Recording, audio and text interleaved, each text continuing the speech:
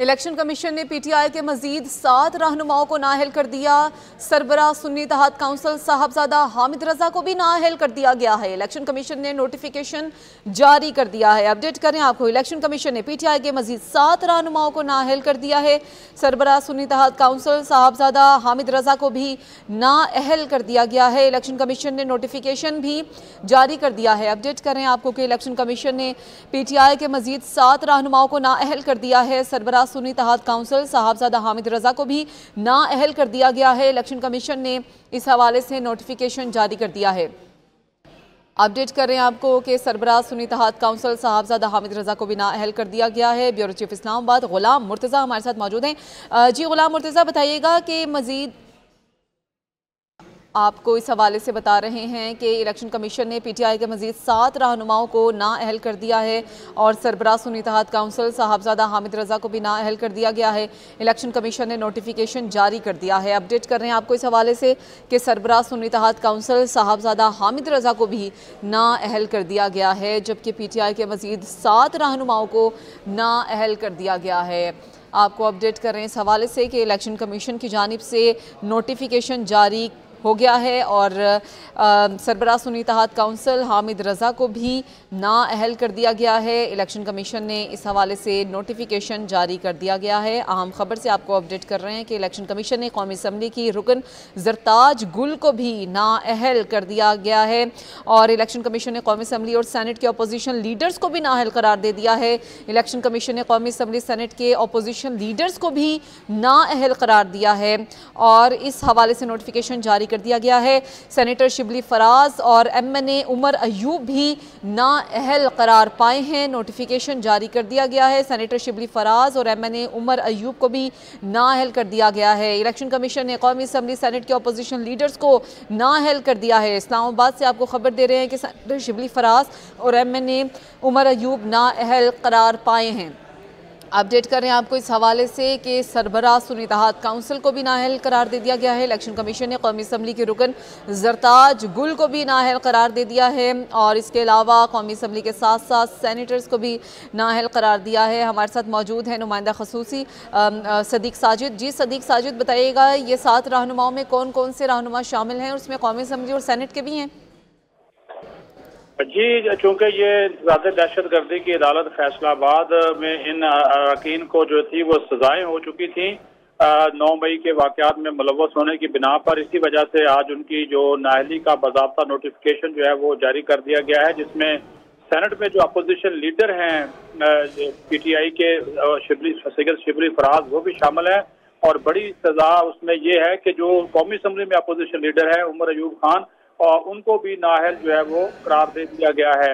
इसी तरह जो हरीपुर से ताल्लुक रखने वाले राय हैदर अली खान एमएनए थे उनको भी जो है वो नाअहल करार दिया गया है और फैसलाबाद से साहबजादा मोहम्मद हामिद रजा सुन्नी इत्तेहाद काउंसिल के सरबराह हैं और इन्हीं के नाम के ऊपर पूरी पार्टी थी वो पार्लियामेंट में मौजूद थी, उनको भी जो है वो डी-सीट कर दिया गया है। और इसी तरह राय हसन नवाज खान इनके डिप्टी पार्लिमानी लीडर थे कौमी असम्बली में, उनको भी जो है वो नाअहल करार दिया गया है और उसके साथ साथ जो है वो जरताज गुल जो उनकी पार्लिमानी लीडर थी उनको भी नाअहल किया गया है और उसके साथ साथ एमपीए हैं मोहम्मद अंसर इकबाल सरगोदा से और जुनेद अफजल शाही है फैसलाबाद से और राय मोहम्मद मुर्तजा इकबाल ये है साहिवाल 4-6 से।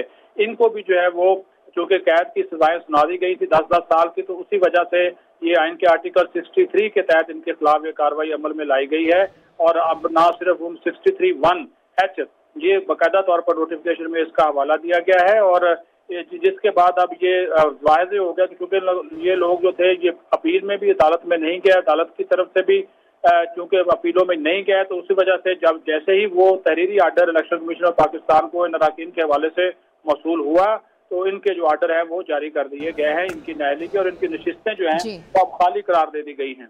ठीक है, आप हमारे साथ ही मौजूद रहिएगा। शबिया नकवी हमारे साथ मौजूद हैं। शबिया, बताइएगा कि 11 अरकान असम्बली को नाअहल करार दिया गया है, कौन कौन शामिल है इसमें? जी बिल्कुल, फैसलाबाद की जो दहशतगर्दी की अदालत है उसके फैसलों की रोशनी में इलेक्शन कमीशन ने 11 अरकान को नाअहल करार दिया, जिसमें शिबली फराज हैं, उमर अयूब और जरताज गुल जो हैं वो भी शामिल हैं, जबकि शिबली फराज और उमर अयूब की जो सेनेट और कौमी असम्बली दोनों नशिस्तें जो हैं वो खाली करार दी गई हैं, जबकि राय हैदर अली, हमीद रजा, हसन नवाज, इंसार इकबाल, जरताज गुल, जुनेद शाही, मुर्तजा इकबाल और दीगर लोग भी जो है वो नाअहल करार दिए गए हैं। ये फैसला जो है आर्टिकल 63(1)H के तहत नाअहली का दिया गया है और अब अरकान असम्बली की जो नशिस्तें हैं उनको खाली करार दे दिया गया है इलेक्शन कमीशन की जानिब से। जी अच्छा, ये बताइएगा कि पीटीआई की जानिब से किसी रुकन का भी कोई बयान जारी हुआ है इस फैसले पर?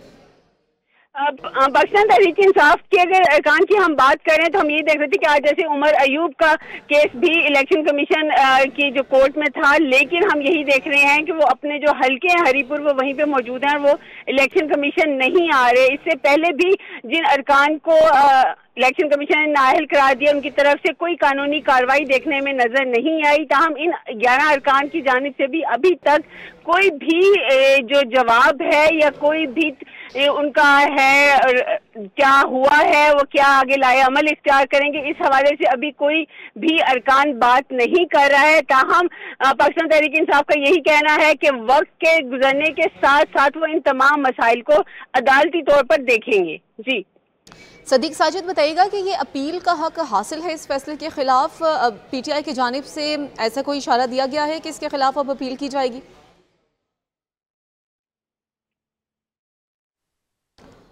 शबिया, आपसे यही सवाल कि अपील का हक हासिल है इन तमाम अराकीन को इस फैसले के खिलाफ?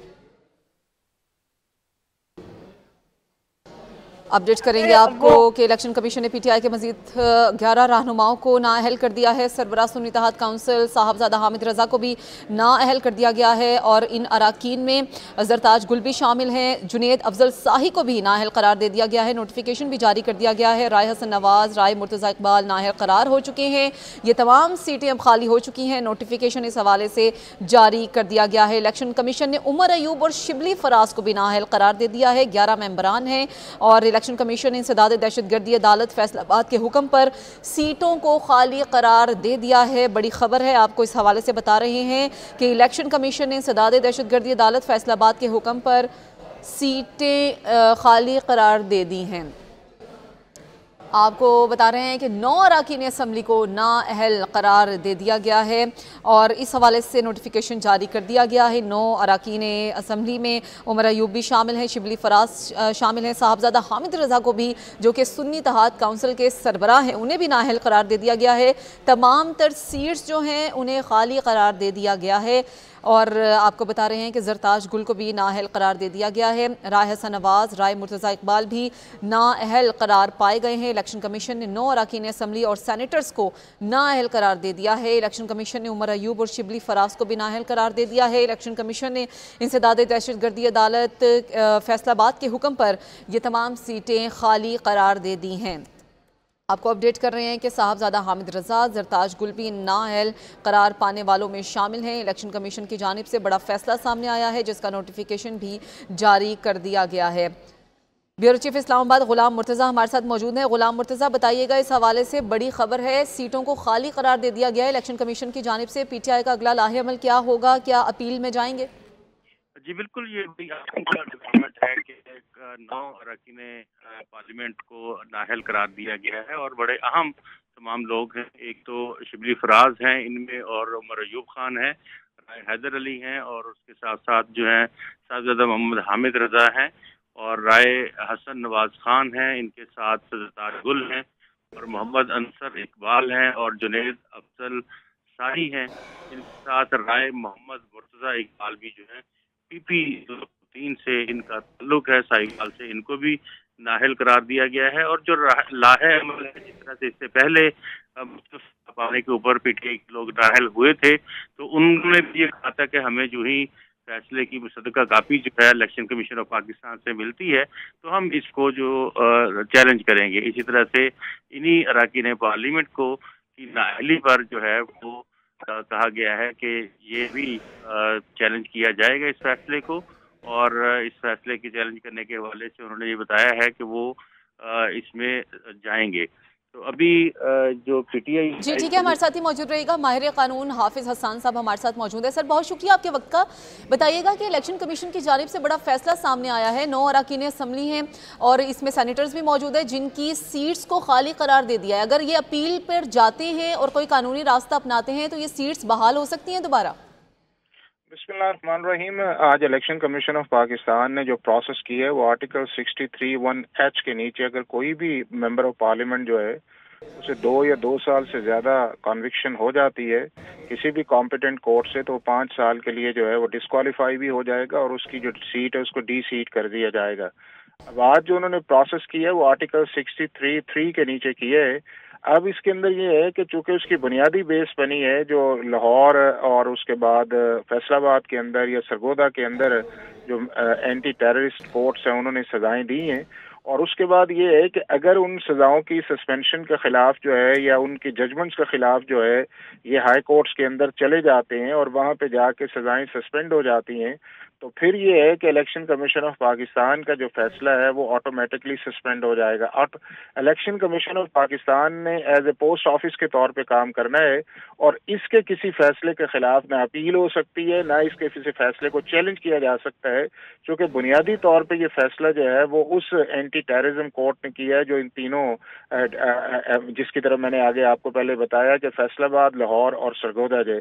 बट बुनियादी चीज ये है कि चूंकि आप अपील तो कर सकते हैं उन सेंटेंसेस के खिलाफ, लेकिन ये सारे जो जिनको सजाएं होने इन्हें पहले जो है हाई कोर्ट के आगे सरेंडर करना पड़ेगा और सरेंडर करने के बाद जो है इनकी अपील्स जो है वो सुनी जाएंगी। जितनी देर तक ये सरेंडर्स नहीं करेंगे, चूंकि सीआरपीसी का सेक्शन 413 से लेके 419 तक बड़ा वाजे है कि कोई भी एब्सकॉन्डर जो है वो अपील नहीं कर सकता जितनी देर तक वो कोर्ट ऑफ लॉ के सामने जो है वो अपने आप को सरेंडर ना करे। तो सीरियसली लीगल और पॉलिटिकल चैलेंजेस पीटीआई या पार्लियामेंटेरियंस के लिए है और बुनियादी तौर पे ये है कि जो उन्हें लीगल स्ट्रेटजी अडॉप्ट करनी चाहिए थी टेररिज्म कोर्ट्स के अंदर वहां गए नहीं है और वहां के ऊपर उन्होंने अपना डिफेंस लिया नहीं है और सिर्फ एक पॉलिटिकल नैरेटिव को चलाया जिसका कॉन्सिक्वेंस ये है पहले कन्विक्शन की सूरत के अंदर आया है और अब उनका डी सीट या डिस्क्वालिफिकेशन के अंदर आया जो आर्टिकल 63(1)H के नीचे इलेक्शन कमीशन ऑफ पाकिस्तान ने कॉन्स्टिट्यूशनल प्रोसेस किया है।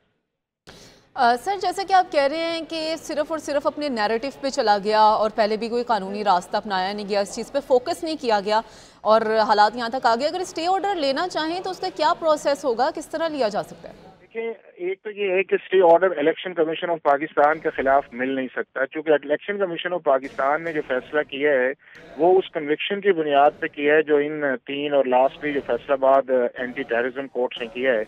अब अगर इन्होंने रिलीफ लेना है तो जो सजाएं इन्हें आई हैं जो लॉ के अंदर यह है कि 15 दिन के अंदर अंदर इन्होंने अपील फाइल करनी है हाई कोर्ट के अंदर।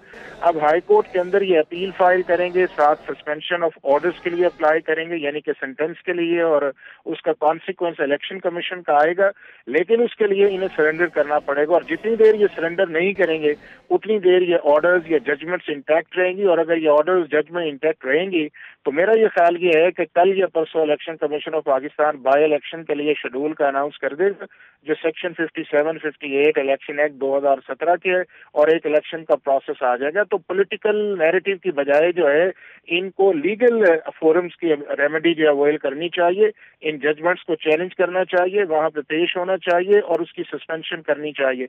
अगर ये तीनों चीजें नहीं करेंगे तो ये किसी भी सूरत जो बाय इलेक्शन होने जाएगा उसको ये रोक नहीं